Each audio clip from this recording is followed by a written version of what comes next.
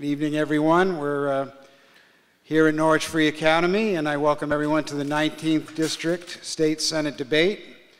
I'm Paul Charnier, the editorial page editor at The Day, and I'm happy to be joined by my counterpart at the Norwich Bulletin, Brendan Cox. I'd like to thank Norwich Free Academy for hosting the debate, the League of Women Voters of Southeastern Connecticut for providing timekeepers, the Chamber of Commerce of Eastern Connecticut for assisting us as co-sponsors of our series of debates, and the Norwich Bulletin for agreeing to this joint effort. Our candidates in tonight's debate are, to your left, the incumbent Democrat, State Senator Cathy Osten, and her Republican challenger, Barbara Richardson Crouch. The 19th District includes the towns of Columbia, Franklin, Hebron, Lebanon, Ledyard, Lisbon, Marlborough, Montville, Norwich, and Sprague. So that's what's at stake tonight, is representation of those towns. Briefly explain the format. It's a little different from our first debate. We're using what's called a 60-90-30 format. The person who gets the question has 60 seconds to respond.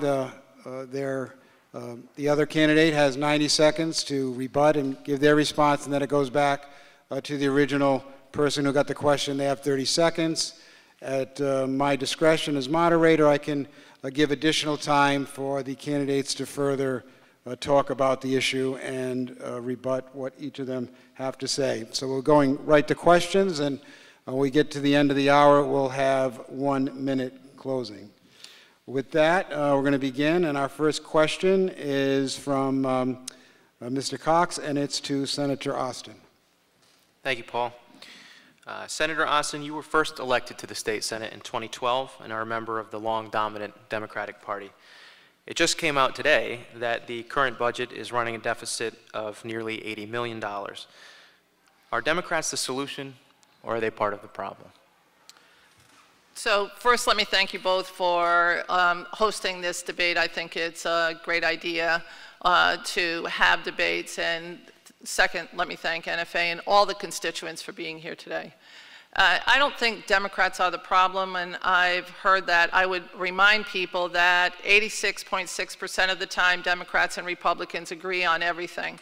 In the budget that was put forth by the Republicans, it was $145 million out of whack. They refused to submit it out to the Office of Fiscal Analysis, and they used every single dime of all taxes that were raised by the majority party. So no, I don't think that having a majority in the House, the Senate, and in the governor's office is the problem. Ms. Crouch? Well, I'd like to say that really the constituents will decide if there's a problem. We are now $79 million in deficit, even though it was claimed we were not. And I want all of you to go back 2 years.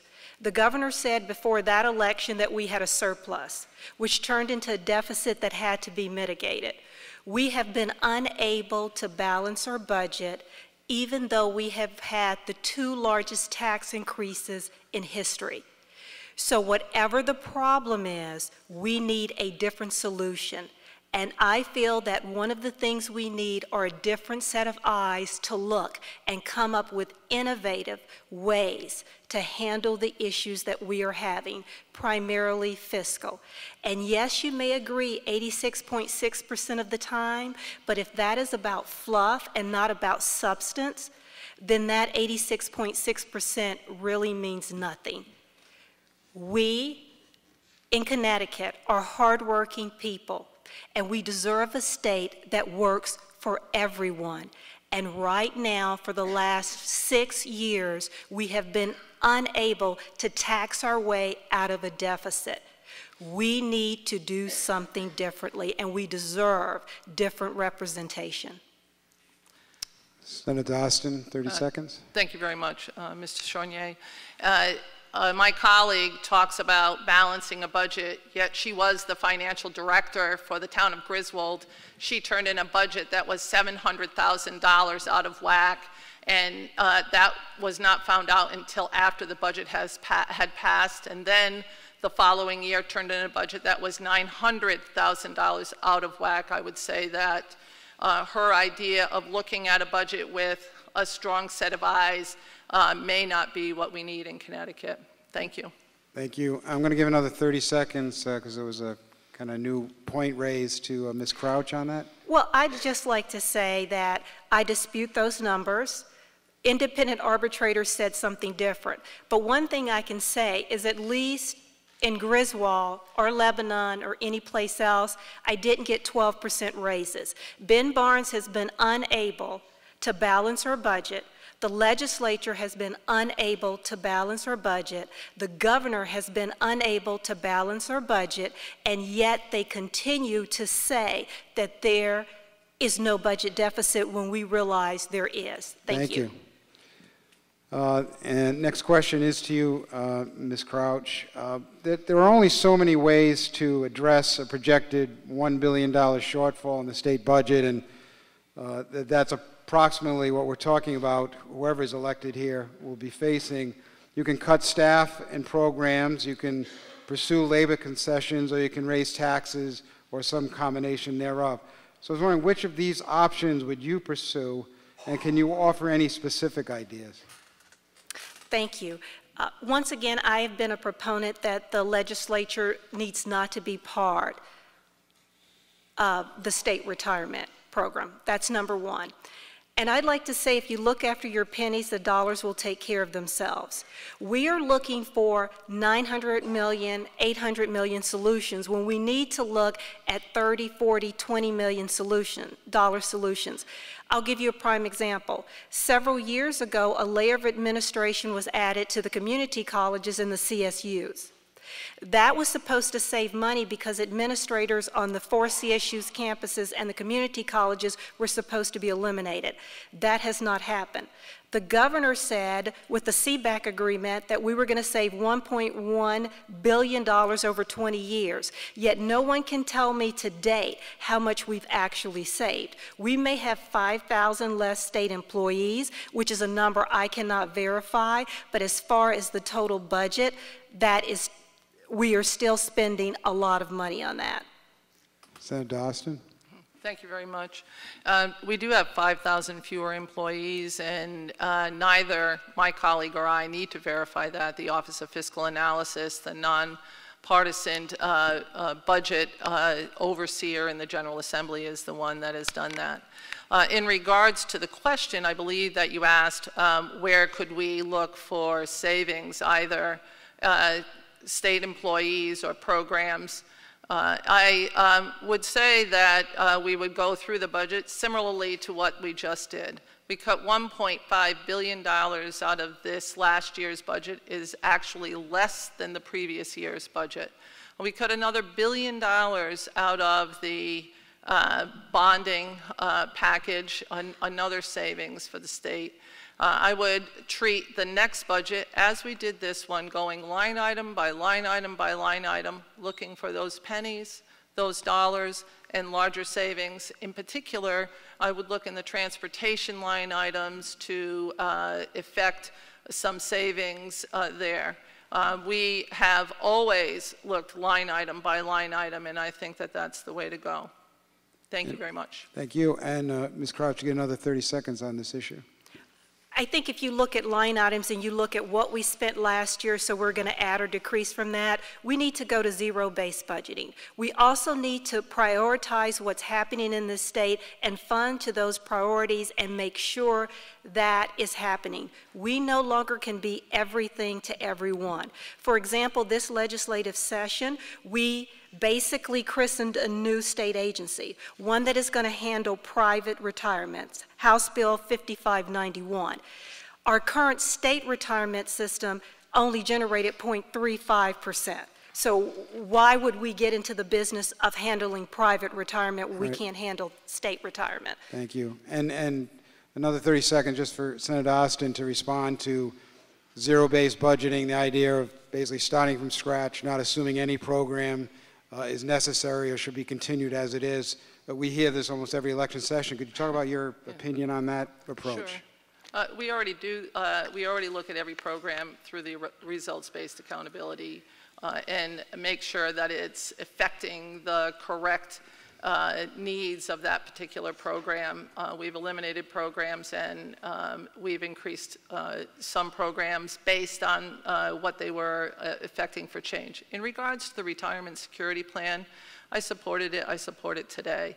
It provides 600,000 people with an ability to get a retirement plan, and the management of that is not a state agency. That management of that program will be paid for through the funds raised through that retirement security. It is still in the planning stages, and that's what that piece of legislation did. Thank you. And 30 more seconds we could to Ms. Crouch, if you wanted to respond to what you heard in the defense of that program. What I heard is that 6,000 people don't have access. What I see is there's no study that says that. We have banks, we have financial institutions, we have private sector people who do Roth IRAs, who do regular IRAs. I contend that because we've been taxed so much, we don't have money to adequately fund our retirement. So if we looked at reducing taxes on working families, then maybe there would be money left over at the end of the week to invest in our retirement. Thank you. If I could just correct, it's not 6,000, it's 600,000, and it was well studied. Thank you. Next question to Senator Osten. Many of the towns you represent have seen their industrial base disappear. Your own town of Sprague is a shell of its industrial past, a burned-out mill and vacant paper mills among its most prominent features. Many feel the Democrats, once the party of working people, betrayed them with welfare programs that award the lazy, high taxes to send jobs out of state, and trade deals to send jobs out of the country. Are they wrong, and why should they continue backing your party? Sure. So I assume we're talking about NAFTA and some of the federal legislations, Mr. Charnier, just as a point of interest? Well, you know, in part, we're talking about that. We're talking about taxation in the state of Connecticut and the frustration you see, and I don't want to use this time against Sarah, I'm talking. The frustration we see in towns like yours, and we see the Trump side's people are upset that the Democrats are no longer representing the working people. The jobs have disappeared, where you want to place the blame, but there's definitely a move for change in this election. As someone who's incumbent, who's been there, I'd like to hear your response of why they might not consider change. Sure. Thank you very much. I just wanted to make sure if we were talking on the federal government side or the state government side. And I've supported the Sikorsky deal, and I support the UTC deal that is bringing manufacturing back. I also meet with Electric Boat regularly and go to the Eastern Advanced Manufacturing Alliance, which represents some 50 manufacturers here in Eastern Connecticut.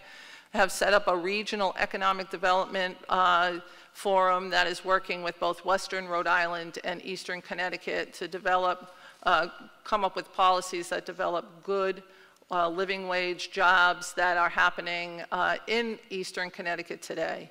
According to the Eastern Workforce Investment Board, over the next 5 years, we're going to see 25,000 jobs come to Eastern Connecticut. That are of the manufacturing and health, are from the manufacturing industry and the healthcare industry, all good paying jobs. All right, and, you'll get another 30 seconds, Thank but you. keep that thought. Okay. You have 90 seconds. Your perception of this issue that people in the district you would represent if elected, there's a lot of frustration with. We've seen a lot of the manufacturing jobs disappear, the mills close.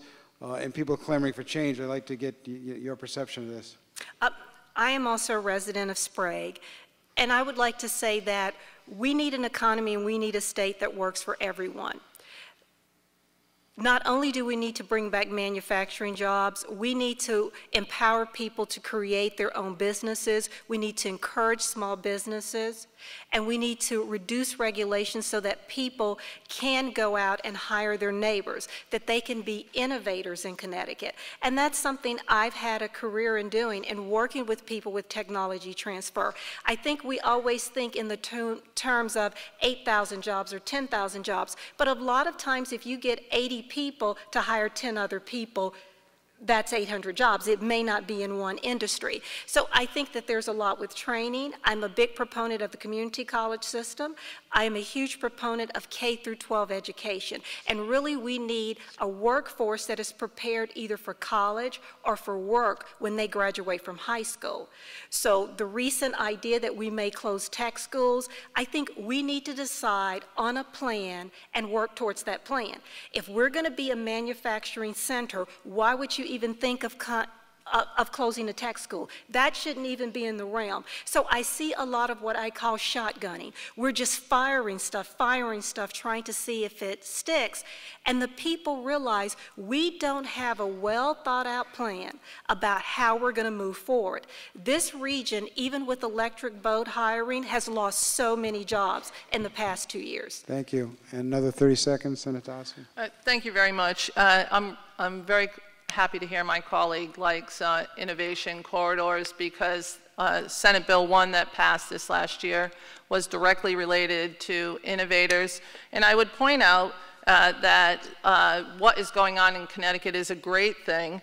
As the CEO of Electric Boat says, let's start welcoming what Connecticut does so great. And so I'm going to start talking about some of the facts that what Connecticut does so great. Connecticut is the 7th in the nation for the number of patents and 4th in the nation for bioscience patents. I think that's a great thing. All right, thank you. That's innovation. Our next couple of questions are from Brendan Cox, and they begin with a question to Ms. Crouch. Senator Osten raised this topic earlier. I'd want to kind of approach it from a different angle.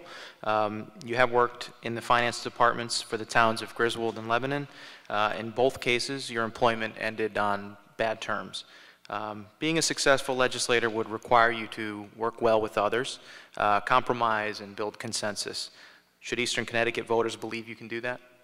Yes. You know, I always say that every experience is a learning experience and it's tuition. I came from a different culture to New England. I am not a native New Englander, if you didn't catch the little twang. And so the way I do business, I have learned over the past 7 years how to communicate effectively with people, how to understand and respect their culture. I take full responsibility for my part in anything that may happen, but I'm moving forward and I'm looking forward. And yes, I have learned from my mistakes, and I am working effectively with people, because I understand how the culture here is different. I came from a place that had TIF districts for 35 years, that had innovation corridors for 20 years. So for me to realize that Connecticut is just getting those things, I think I tried to move too quickly. But I'd also like to remind the people that regardless of what was written in the paper, a federal judge and an independent arbitrator agreed with me and not necessarily what was published in the paper. All right, thank you. Senator Osten, if you care to comment? No, thank you. No? Okay, we'll move on to the next question for Senator Osten. You've spoken about the need, not tonight, but in some other venues, to take slow, steady, concrete steps to bring Connecticut's budget under control. Can the state afford incremental fixes alone, or is it time to start exploring more aggressive fixes? So thank you very much for the question. I don't think $1.5 billion in cuts is either incremental nor overly aggressive. I think it was time for that sort of change, and I think that it was more than incremental but less than slash and burn. And I think that that's the way you need to affect change, and I was very proud to be a participant in that particular budget cycle, although I saw programs that I liked having to be terminated. And Ms. Crouch, you have 90 seconds to comment on the issue. Well, I just like to say that we may be 7th in patents and 4th in bioscience, but at the end of the day, does that create a job for the people in the 19th? Is that working for you? And although Cathy says that she is proud of the budget, I personally wouldn't be proud of a budget that has a $79 million hole. And it's not that the budget has an error, it's the fact that once again, The government is trying to hide that from people. So that's the real issue that I have, is you cannot correct what you refuse to acknowledge. We have an issue. The people of the 19th know we have an issue. The people of this state know we have an issue. It is an issue that other states have grappled with. It's an issue that some of them have been able to correct. But if we pretend we don't have an issue with spending, we have had 2 of the largest tax increases in history, and yet we still have a budget deficit. So at some point, we need to acknowledge taxing more is just driving people out of the state and not closing the fiscal gap that we have. And until we acknowledge that, we will never be able to correct it. I'm going to give, because you raised a couple issues, to be fair, I'm going to give Senator Osten 60 seconds to respond, because I heard at least 2 things. One, the contention that jobs may be created, they're not being created in the 19th District, and also this recent news that the administration was telling the department heads that we were running behind fiscally, the revenues were falling short, but reported a balanced budget to the comptroller, and I wanted to give you a chance to respond to those couple of things we heard from Ms. Crouch in a minute. Sure. First of all, let's talk about the jobs. According to the Eastern Workforce Investment Board, we'll see 25,000 jobs in Eastern Connecticut over the next 5 years. That's real jobs. Patents are created by real people. Patents are created by individual workers, and they're not created in absence of that. Those are real people that are making those patents, and some of them live in the 19th District. I've given awards out to some of them for the patents that they have developed and had processed in Hebron and in Marlborough and other parts of the 19th District. Quite frankly, I don't believe in anybody hiding anything, because I'd rather tell people right up front if there's a problem. And cutting $1.5 billion is a big deal. It is not ignoring a problem. And many of the constituents in the 19th District do not want to see a lot of other cuts that happen in the human services area. And I think we have to be very careful, because we as a government do provide services for those people. Thank you. And Ms. Crouch, you give you another 30 seconds if you wanted to close out this exchange. I do. Even though the Eastern Workforce Investment Board, EWIB, says that we're going to create 25,000 jobs, we have only recovered 81%. Once again, the Department of Labor down said that we had created 1,800 jobs. We found out we lost 800, most of those in Eastern Connecticut. People work very hard. They are trying. And when I knock on doors and when I engage with people, they are really trying, and they're good, hardworking people who deserve a state that works for everyone. We don't have to cut human services. There are other areas that can be cut. Thank you. I'm going to move to a new question. It's to Ms. Crouch. Many young people, after being educated here, are leaving Connecticut to find good-paying jobs elsewhere. We've heard about some of the ideas from the Senator. What specific actions did you propose, if elected, to help Connecticut attract and retain a talented young workforce? Once again, I've talked to a lot of young people, and they want to stay. Primarily, the issue is the wages versus the taxes. One of my neighbor's son, who got a degree in actuarial science from UConn, had an offer in Fairfield County and an offer in New Hampshire. Based on the wages and his real quality of life, even though he wanted to stay in Connecticut, at this point in his career, he needed to launch it in New Hampshire so that he could buy a home, so that he could get married, so that he could have children. His goal is to return here. So we need to look at housing cost. We need to look at the quality of jobs we have. We need to look at our infrastructure. I am a person who commutes 53 miles each way to a job. So we have to look at our infrastructure, so it's not a one-answer thing. It is housing for them, good opportunities, even things to do, the arts, culture, those types of things, and also good quality schools for their children. Senator Osten, you'll get 90 seconds. Trying to keep our young adults here in Connecticut and providing opportunities for them, if you could comment. Sure. Those 25,000 jobs that are coming to this area are good paying jobs. As a matter of fact, manufacturing hourly wage in Connecticut is the 5th highest in the nation. It is, and we, bar none, have the best education in the whole country. The quality of life here always rates in the top 5 in the nation. Our attention to detail vis-a-vis the arts and other programs that provide what I would call the roses in a bread and roses economy is bar none the highest in the nation. We have always here in Connecticut represented a good quality of life. Those people, the young people that are here, those 25,000 jobs are exactly what they would want to stay here for. I have a grandson who's going to Central right now who I would love to see stay here, and he plans on staying here and working in the engineering field and has a multitude of jobs to apply to in this state. I have 3 other grandchildren who I also want to stay here. So every day I look at ways to provide good jobs. That's why I started the economic regional table that I work on with Western Rhode Island and Eastern Connecticut.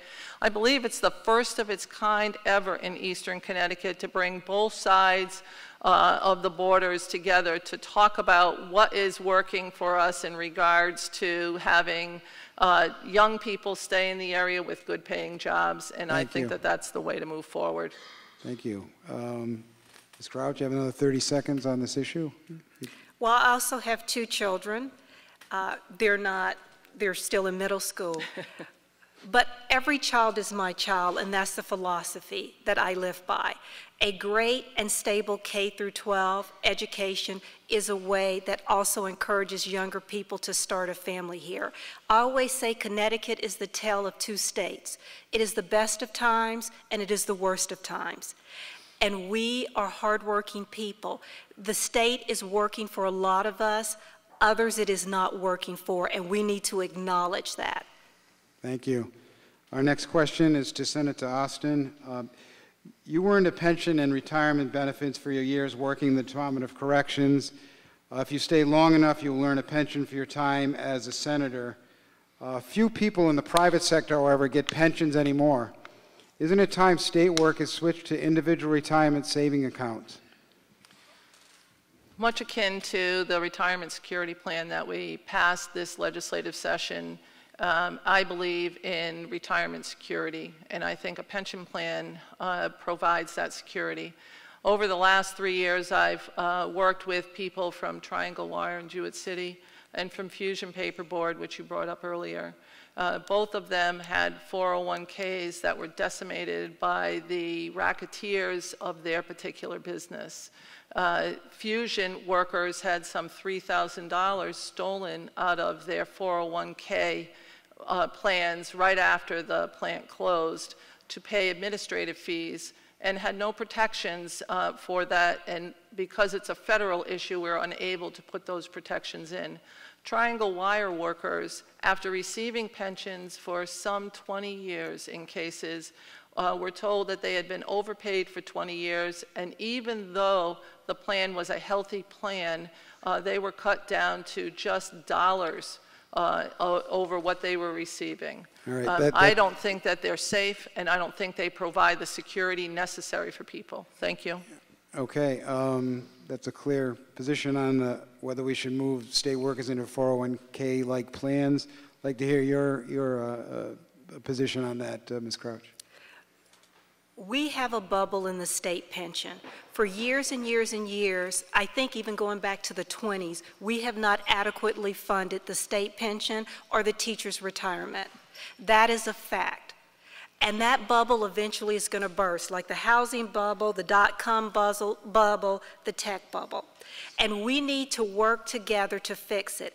It is going to be easier to restructure pensions, whether that's more money in, whether that's a mandate now than when someone is retired at 65 and they get that notice that, okay, your pension system is upside down, so we have to do that. In Connecticut, part of the issue is, and I think the first thing that should happen is no state union contract should go without having to be voted on, yea or nay, by the General Assembly. This idea of no action and it passes into law is something we can't afford. But it is something, regardless of whether you think it's safe or not, we need to start working now. My husband's a state employee. I am not 100% sure of the health of his pension. So just because we have a defined benefit pension system, it is underfunded, grossly underfunded. That does not mean that that pension will exist as promised, especially if the system goes bankrupt. So once again, you cannot correct a problem you refuse to acknowledge. Senator Osten, you get another 30 seconds on this one? Sure. First of all, the pension plan started in 1934. It was underfunded by Republican, Democratic, and unaffiliated governors. For some 70 years, it was not paid into. Since Governor Malloy has taken office, there's been a clear plan to work on the pension plan. We've put some $1 billion a year into the pension plan to work on paying both the actuarial yearly rates and some on the back payment. Right now, the governor and the State Employee Bargaining Agent Coalition are sitting down discussing the pension plan, and I'm hoping that they come back with something, because that's where the negotiations have to start. They have to start with the governor's office. In addition to that, we gave the governor some... I think the time's up, to be fair. Okay, thank you. We went over. The next question is from Brendan Cox, and to Ms. Crouch. Ms. Crouch, on the topic of corporate welfare, you said that legislators need to look at these deals on a sort of case-by-case basis and decide whether they're good investments. Is $220 million for Sikorsky a good investment? And for that matter, is $22 million for the Bridgewater Hedge Fund a good investment for the state of Connecticut? Unfortunately, we have backed ourselves in a corner with bad fiscal policy that now we have to go out and bribe businesses to stay. I don't want one person to lose a job. But I like to say it's not Sikorsky. Sikorsky was a Connecticut company. It's Lockheed. So they're not Connecticut. So even that mindset that they're Connecticut, we need to look at and examine our overall policy. So whereas we may have had to do the deal with Sikorsky, Lockheed, what we need to do is figure out why we were $400 million more expensive than South Carolina. That is what will long-term work. And who then decides, other than the governor and the legislature, who's a good investment and who's not? There are small companies in Norwich that employed 20, 30 people that didn't get corporate welfare, that didn't get a deal, that weren't part of the first 5. So I think that we need to work on lowering the cost of doing business in Connecticut. And Senator Osten, and get 90 seconds. Thank you very much. First of all, many small businesses in Norwich have benefited from the Small Business Express program. That's just a fact. My colleagues should visit New England Glass or ACL Linen and talk to them about the benefits that they've gotten in the industrial park in Norwich. Quite frankly, Sikorsky was a good deal, and if it is Connecticut's fiscal policies, then it must be also Florida's fiscal policies, South Carolina's fiscal policies, and Texas fiscal policies, because all of them tried to buy Sikorsky to come into their particular states. All 3 of them provide tax abatements, such as what we have done for their larger business.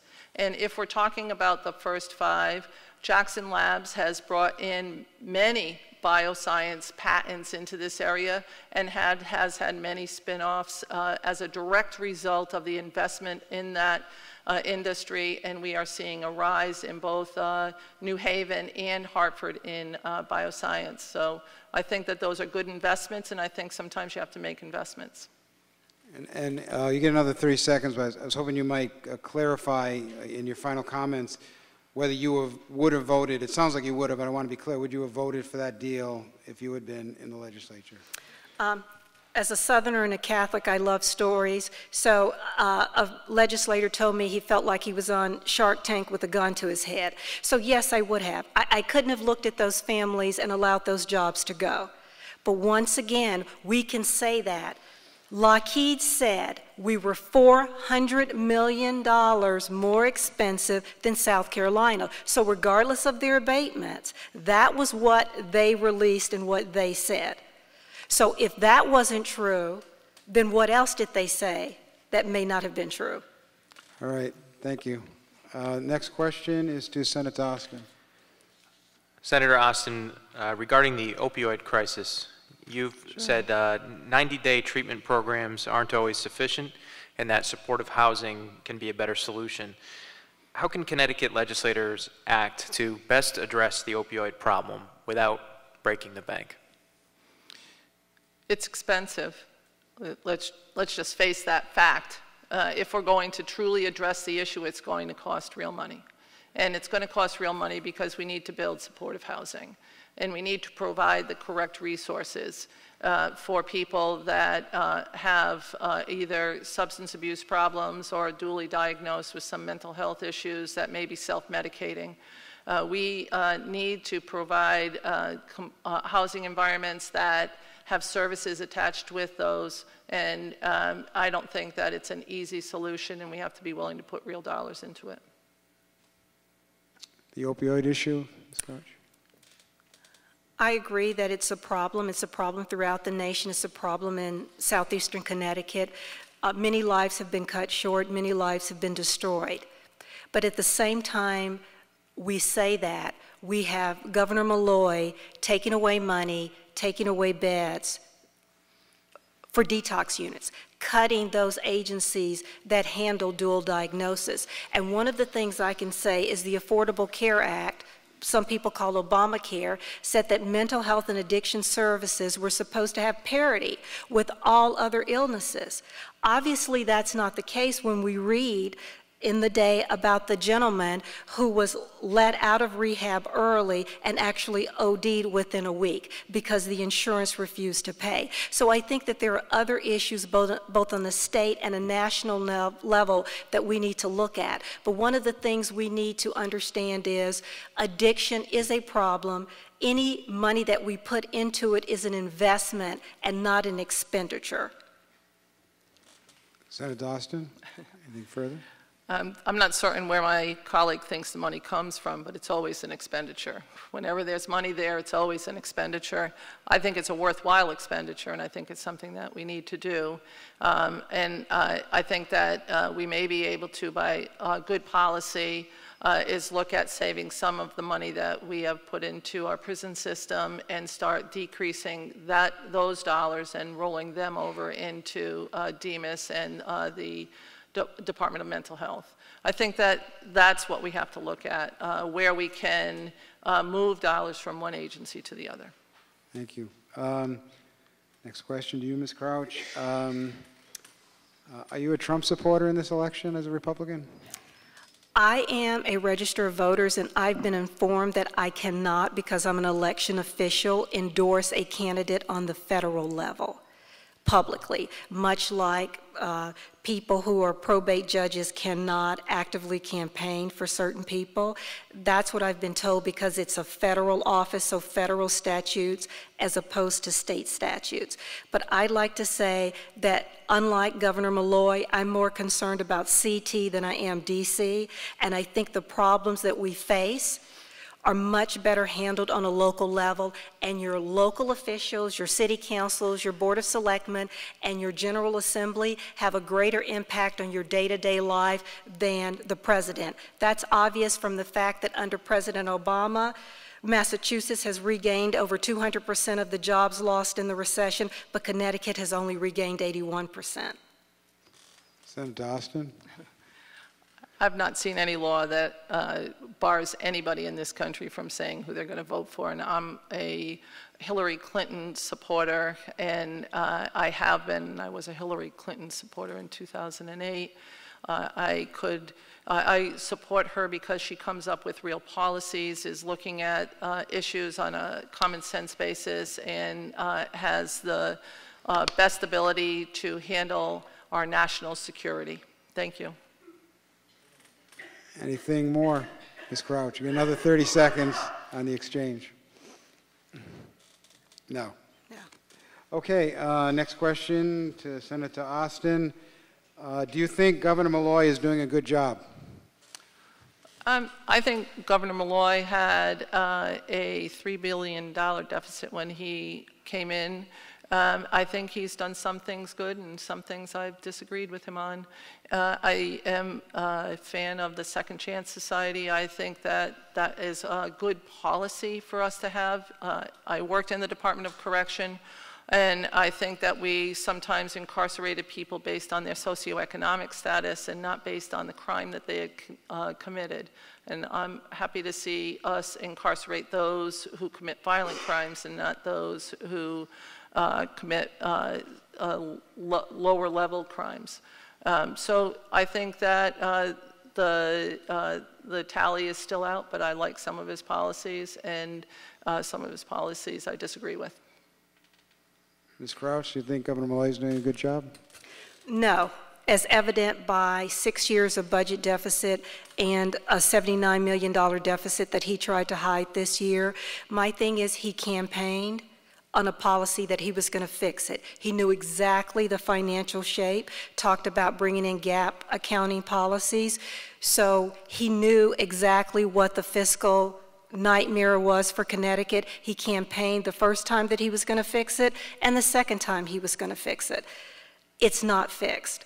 So no, some of the things he might have done I might agree with, but ultimately what is destroying this state are his bad fiscal policies and his pretty much war on business and the private sector. So no, I cannot support the governor at all. Anything more, Senator Osten? I would just respectfully disagree with my colleague, because I think that the Republican minority presented a budget that was $145 million out of whack this last budget cycle and spent every dime. I'm not certain who she thinks is going to fix the problem unless we all work together, and 86.6% of the time we agree with each other. Next question is from Mr. Cox to Ms. Crouch. Ms. Crouch, you've said legislators should cut their own pay and adjust health and pension eligibility in order to lead by example. Do you think that example would be enough to convince state employee unions to come to that table and make some of those broader concessions and find greater savings?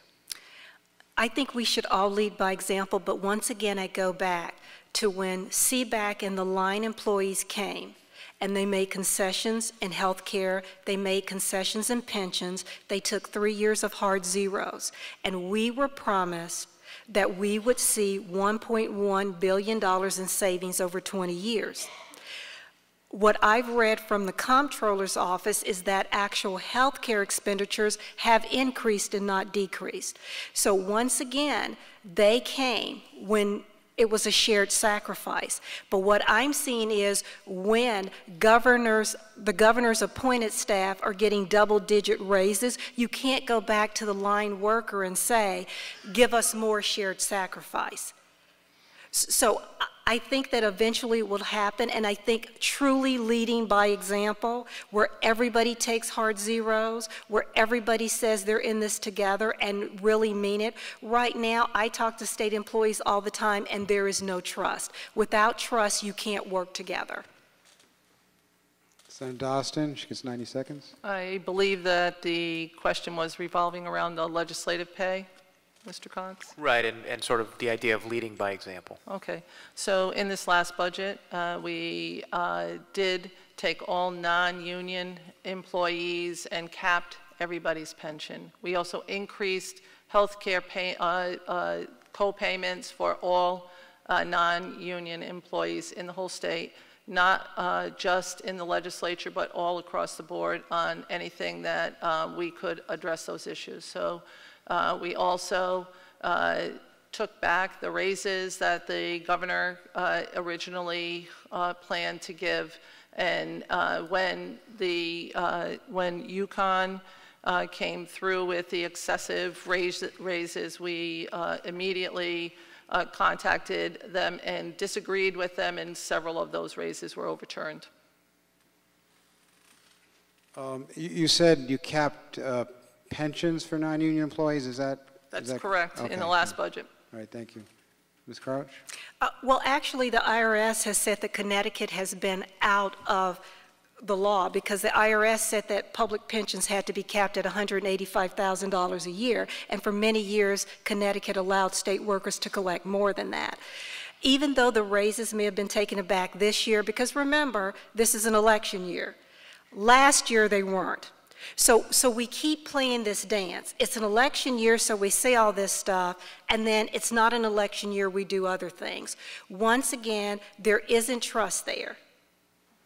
Thank you. Next question to Senator Osten. Senator Osten, please discuss the interplay between your position as First Selectman of Sprague and your role representing the entire 19th District in the State Senate. How do you account for potential conflicts of interest and ensure that when you're in Hartford, you're representing every town in the district? That's really easy. Thank you very much for that question. You know, everybody in the General Assembly has a second job. And if there were, I've already checked, and there is no conflict of interest in the General Assembly. And I've brought resources back for every single town in the district. I've met with every town manager or first selectman in the district. I've met with every superintendent in the district to talk about the resources that they need, and I've worked towards that. Most recently, bringing back $1.3 million for Ram High School to deal with the traffic issue that they had that resulted in the death of a teacher. I've worked on small things and large things for every single town and made sure that the resources are evenly distributed, and I would continue to do so. And Ms. Crouch, you have 90 seconds. I think that as a student of public administration, there's a difference between a conflict of interest that's illegal or illegal, or the conflict of appearance, the appearance of impropriety. And one of the things, as a fiscal conservative, you're not bringing back my dollars. I pay in millions of dollars, the state takes their cut and dribbles back money to individual communities. That's not the way it should work. If those tax dollars stayed in those communities, then they would need to beg and want additional dollars to come back to them. And this is kind of, in a way, where we've gotten out of whack in this state. We need to keep the tax dollars locally. We're bringing back money, and that's what they say, but really it's your money to begin with. That's money that we all paid in taxes. And there are fiscal policies that happen. Friday, I was at a meeting, and the superintendent said there were 50 pieces of legislation passed in the last legislative session that they're still trying to get a handle on how that's going to affect children in Norwich School District. So I think that even though Cathy works closely with other people, there are only so many hours in the day. And there is only so much you can accomplish. And while other people may have other jobs, some of those jobs may be conflicts, if not legally, but by the people in the district thinking they are. Another 30 seconds, Senator Osten. Well, thank you very much. Almost everybody in the Senate has another job. But I'd like to see if I could get another one of those 30 seconds, because I'd like to talk about the laws that my colleague brought up. There were several laws that were passed that revolve around education. Student data privacy is one of those laws. The Student Data Privacy Bill was passed as a result of parents coming to the legislature saying that their students' private information was being shared, and this is now not allowed. This is a privacy issue, and it's one that should have been passed, and it should have probably been passed even earlier than that. In addition, thank you. Thank you. In addition, graduation requirements was asked by the teachers, excuse me, by the school system. That's your 30 seconds. Thank you. The next question is you, Ms. Crouch. It might be the last question. We're getting near the end of our hour. A lot of rural towns in the district. Do you have any policies or proposals, if elected, that would help protect our family farms? I love this district because of all the wonderful family farms, all the people that are there, the 19th, farmers' cows. And I think that working with them to help lower their taxes, to give them alternate ways of making revenue and building revenue, whether it's solar, allowing them a little bit, but decreasing regulation, looking at zoning laws, and really just working with them to support them, to lower taxes, to lower a lot of the regulations that they have to go through. Some of those regulations are federal, so also working with federal people when family farms are passed on. But I think that that's one of the great things about the 19th District, and there are wonderful family farms. There are some micro farms out there. There are great organic farms, and I think that we need to look at how they're taxed and how that tax base affects that community. Thank you. Senator Osten, what have you done, what can be done to help protect our family farms? We've saved over 300 farms by buying the developmental rights in the state of Connecticut. I would continue with that policy to continue saving farmland from overdevelopment.